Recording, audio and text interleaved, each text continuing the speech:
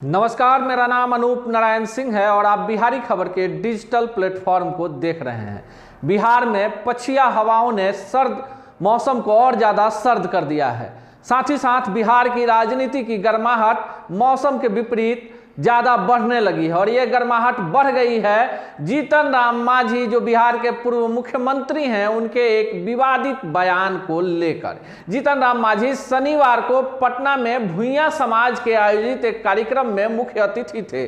जीतन राम मांझी अपने लोगों के बीच जब थे तो अपने समाज पर बोल रहे थे। इसी क्रम में उनके निशाने पर आ गया ब्राह्मण समाज। जीतन राम मांझी ने कहा कि ब्राह्मणों का जो वर्चस्व है पिछड़ी जातियों में बढ़ता जा रहा है। जो पिछड़ी जाति के लोग हैं, उनके समाज के लोग हैं, उनके यहाँ आजकल सत्यनारायण स्वामी की कथा कुछ ज्यादा हो रही है। यहाँ तक तो ठीक था। उसके आगे जीतन राम मांझी ने कहा कि जो ब्राह्मण हैं वो आते हैं और इन दलितों के घर पूजा पाठ तो करवाते हैं लेकिन खाते नहीं है। लेकिन इस बीच में जिस शब्द का उन्होंने इस्तेमाल किया, उस शब्द को ना हम बोल सकते हैं और ना कह सकते। रविवार का दिन था, लोग अपने घरों में थे और धीरे धीरे इधर मौसम ने अपनी अंगड़ाई ली, पछिया पवन ने सर्दी को बढ़ा दिया और उधर दूसरी तरफ राजनीति की गर्माहट बढ़ने लगी। जीतन राम मांझी के इस बयान को करोड़ों लोगों ने अपने मोबाइल फोन्स और अन्य साधनों से देखा और उसके बाद धीरे धीरे बिहार की राजनीति गर्माने लगी।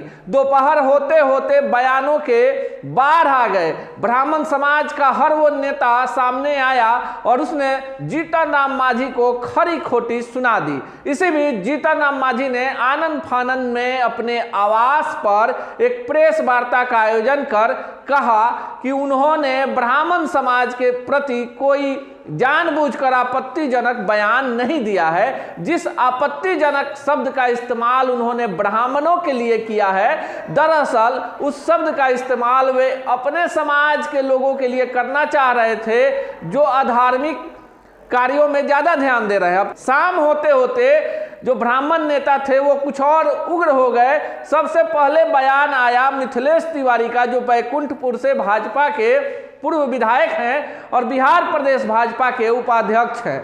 मिथिलेश तिवारी ने जीतन राम मांझी को कहा कि मांझी जी, जिस ब्राह्मण समुदाय के प्रति आप इतनी गंदी सोच रखते हैं, वही ब्राह्मण समुदाय सनातन काल से जब कोई यज्ञ करता है, कोई धार्मिक अनुष्ठान करता है, तो उसमें डाला कौन लेकर आता है, आम की लकड़ी कौन लेकर आता है, जो अन्य पूजन सामग्री होती है, इसमें सभी पिछड़े तबके के लोगों को ब्राह्मणों ने शामिल किया और उसी ब्राह्मण समुदाय के प्रति आप इतनी घटिया सोच रखते हैं। सिर्फ कैमरे के सामने माफी मांगने से काम नहीं होने वाला है। और मिथिलेश तिवारी ने बिहार के मुख्यमंत्री नीतीश कुमार से भी अपील कर दी कि जीतन राम मांझी के खिलाफ कार्रवाई होनी चाहिए। उसके बाद नीतीश मिश्रा, जो जगन्नाथ मिश्रा के पुत्र हैं, वो, उसके बाद टूना जी पांडे, जो आजकल कुछ ज्यादा ही बोलते हैं, अन्य मुद्दों पर भी बोल देते हैं, वो भी लाइव आए। उन्होंने भी खरी खोटी सुनाई और लगभग जितने भी नेता हैं उन सबों ने जीतन राम मांझी को जितना कुछ कह सकते थे वो कहा। इसी बीच सुशील कुमार मोदी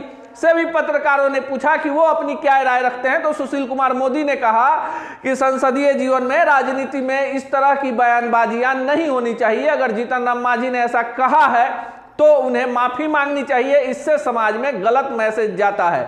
विपक्ष को बैठे बैठाए एक मुद्दा मिल गया है। विपक्ष सत्ता पक्ष के जो गठबंधन के दल हैं उनकी आपसी खींचातानी का आनंद ले रहा है, लेकिन जीतन राम मांझी के बयान ने बिहार में जातीय राजनीति को पूरी तरह से गरमा दिया है। बिहार में वैसे भी सर्वदलीय एक शिष्टमंडल दिल्ली गया था जो जातीय जनगणना की मांग कर रहा था और सबसे दिलचस्प बात था कि भाजपा दिल्ली में जातीय जनगणना का विरोध कर रही है, लेकिन उसी प्रतिनिधि मंडल में भाजपा कोटे से बिहार सरकार में मंत्री जनक राम जी को भेजा गया था नीतीश कुमार जी के साथ, जिसमें आरजेडी, सीपीआई, सीपीएम, हम, मुकेश सहनी की वीआईपी, कांग्रेस, तमाम दल शामिल थे।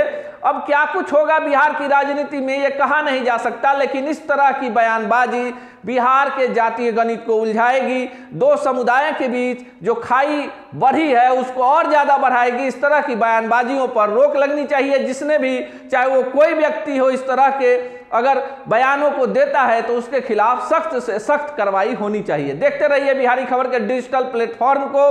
अपने सुझाव राय भी हमें जरूर भेजिए। आपके सुझावों का हम स्वागत करेंगे और उस पर अमल भी करेंगे।